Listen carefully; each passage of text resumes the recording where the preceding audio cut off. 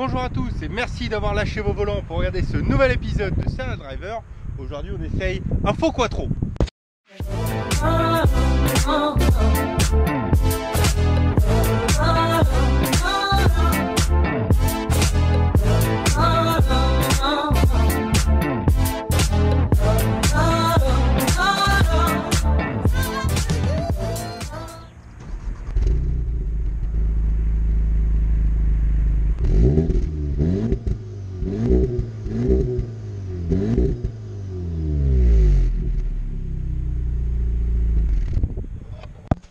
Et oui, aujourd'hui on essaye la sportive parfaite pour papa, la Audi S3. Souvenez-vous, il y a quelques semaines on avait essayé la M135i, une petite compacte parfaite avec des chevaux un peu fun, avec un moteur vraiment magique. Et bien aujourd'hui on essaye sa concurrente de chez Audi, la S3. Alors comme BM, il y a une version plus sportive, la RS3, chez BM c'est la M2. Donc là, on est sur le même positionnement que la M135i, vous le voyez, avec une auto discrète qui peut être utilisée sur tous les jours. Si on la débadge, elle ne sera pas bien différente d'une A3 TDI S-Line. Donc ça en fait un choix parfait pour les gens qui veulent un truc rigolo, qui veulent des performances, mais un truc discret. Voilà, on commence comme d'habitude par un petit tour extérieur. On va commencer par l'arrière parce que c'est là où il y a de plus de différence par rapport à une S-Line normale. C'est qu'on a deux doubles sorties, grosses doubles sorties à l'arrière avec un petit diffuseur. C'est très sympa, elle est très jolie. Là en plus, bon là c'est la fin du soleil, elle est crade, on a roulé toute la journée sur le Nurb. Elle a un joli bleu avec des reflets un peu violines par endroits. On a des petits bas de caisse sympas, des jantes en 18 de série. Là montée en super sport parce que son propriétaire fait un peu de piste. Des rétrochromés, des freins qui sont équivalents à ceux qu'on voit un peu sur les Golf GTI, les Golf R. C'est un peu le même package que dans la Golf R avec 4 roues motrices de 300 chevaux. Et à l'avant, une jolie calandre, voilà, mais bon, qui est la même que pour la S-Line. Franchement, voilà, ça sera un point positif, un point négatif pour certains d'entre vous. Est-ce qu'elle est assez radicale ou est-ce qu'elle est trop discrète? Mais bon, je veux dire, comme je vous ai dit, c'est son positionnement. C'est une sportive pour tous les jours, une sportive discrète où on se fait pas trop remarquer. Et par rapport à la série 1, voilà, je vais faire mon mea culpa à BM parce que je suis très BMW, vous l'avez probablement remarqué. Mais esthétiquement, surtout en 3 portes comme ça, elle est disponible en Sportback 5 portes, mais en 3 portes, je trouve que l'Audi est beaucoup plus réussie. Allez, on passe à l'intérieur. Je commence par les sièges. On a des magnifiques baquets.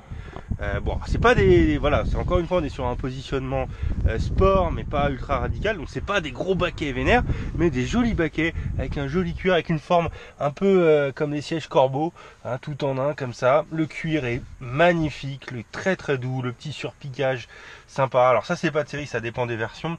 Les sièges sont de série, mais le cuir est pas de série. On a un petit volant sympa avec le méplat. Ça c'est... Il est joli, il présente bien, tous les petits boutons. Moi je trouve que le méplat est un petit peu exagéré. Bon voilà, je pense que c'est pour faire sport, mais sinon il tombe bien. La jante est un peu comme sur les BM, là ils ont peut-être piqué ça BM. La jante est un petit peu large, elle tombe bien sous la main.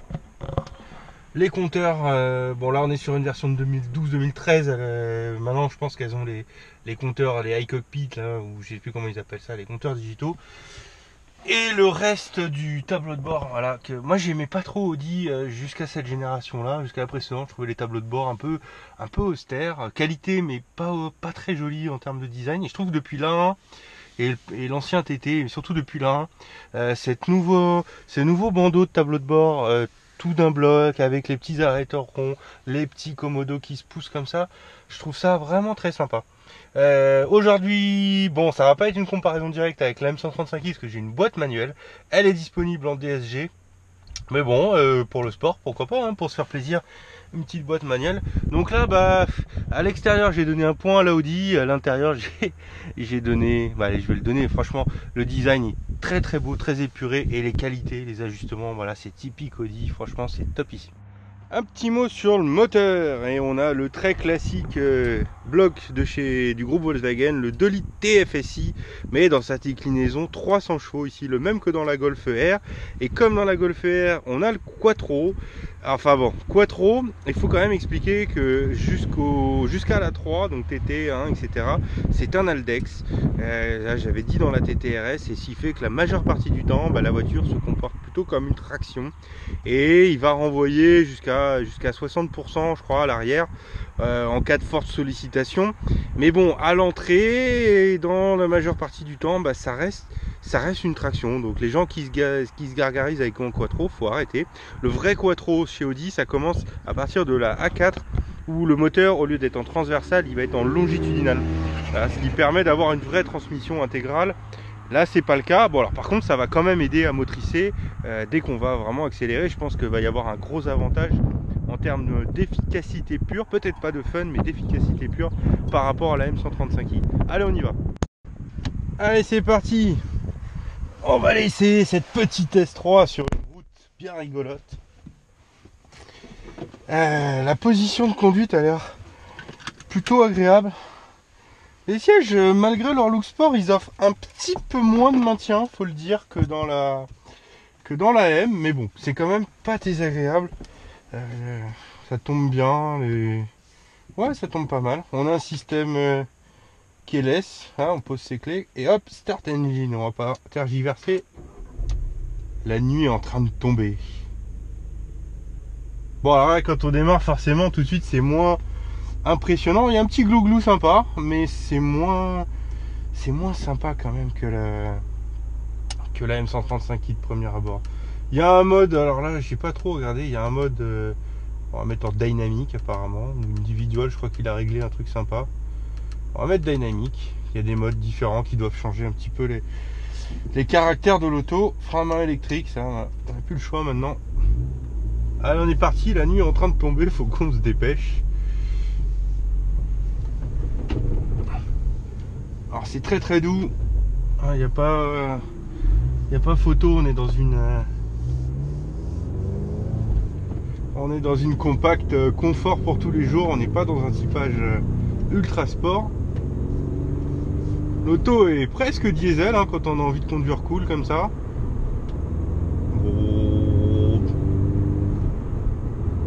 Très très souple.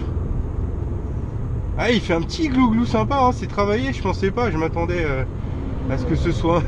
Et oui, on a un Nürburgring, il y a des gens un petit peu excités. Ouais, non, c'est sympa, le glou-glou est rigolo.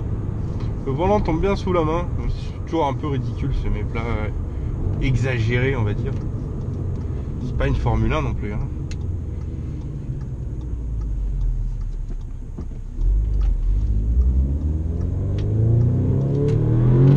Allez.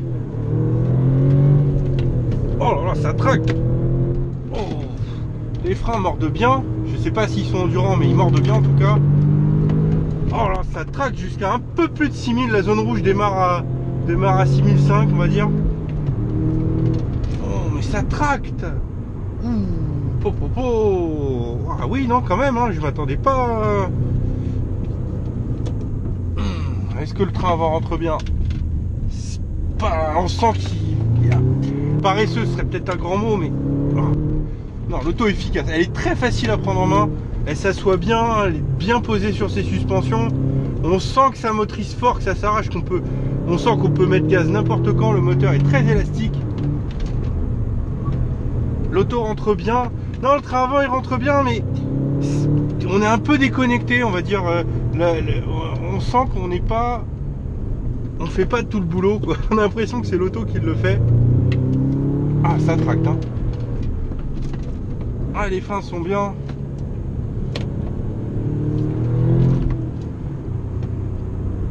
Ouais, c'est pas mal, on va se calmer un peu pendant qu'on est derrière la Porsche.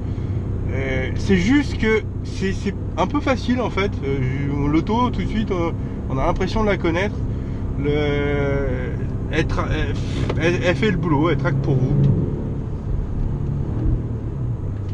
Et bon, après voilà, elle est très douce, elle est agréable, mais il manque un petit sel. Voilà, il manque un petit un petit quelque chose qui ferait que on aurait la petite étincelle en plus. Alors on va faire demi-tour, on va refaire la montée dans l'autre sens, parce que là on l'a vu en descente. Maintenant on va voir en montée. Oh, une belle Giulia QV. Alors ça j'aimerais bien essayer. Allez. Il y a un petit peu de lag au turbo à la reprise, peut-être avec le DSG sans coupure de charge, peut-être que ça ne le fait pas.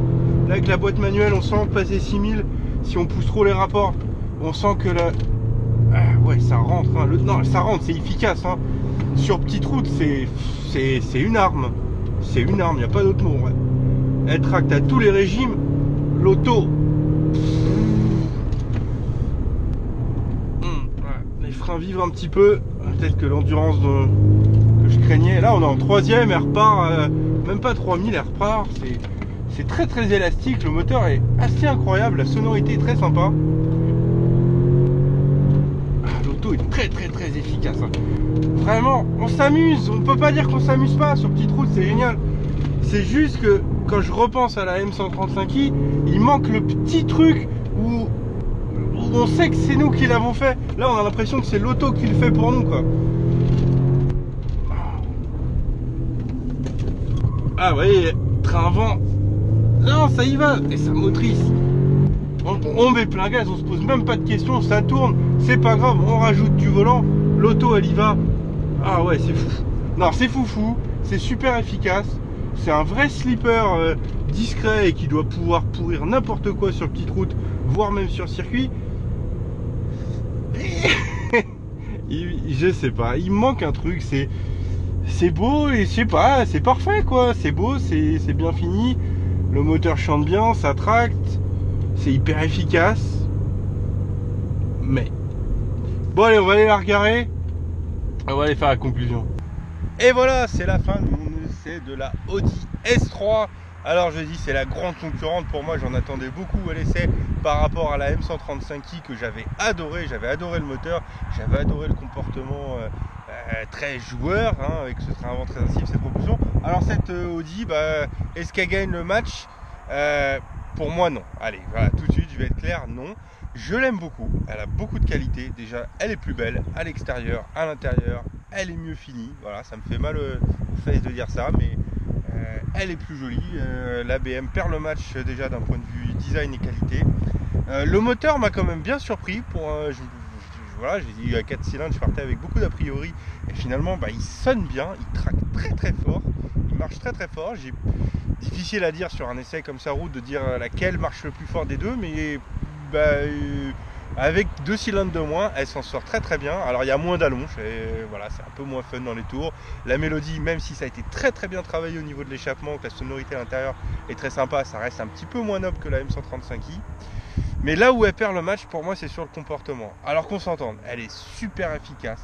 À mon avis, sur un circuit, on est au Nürburgring, si je pouvais avoir les deux, je pense que je ferais un meilleur chrono encore avec la S3 qu'avec la M135i. Néanmoins, elle est pas très fun. Voilà, elle est très efficace, l'avant s'inscrit pas trop mal, mais on est un petit peu déconnecté. Le train avant, on n'a pas l'impression d'être avec complètement comme on fait corps avec la BMW. Donc du coup, on n'a pas ce petit côté de c'est moi qui l'ai fait, ce petit virage, c'est moi qui l'ai passé, c'est mon implication dans le volant, on sent que la voiture est trop efficace quoi au final, elle est trop parfaite, donc du coup ça la rend, allez, ennuyeuse, ce serait peut-être un peu sévère, mais ça la rend un peu moins rigolote.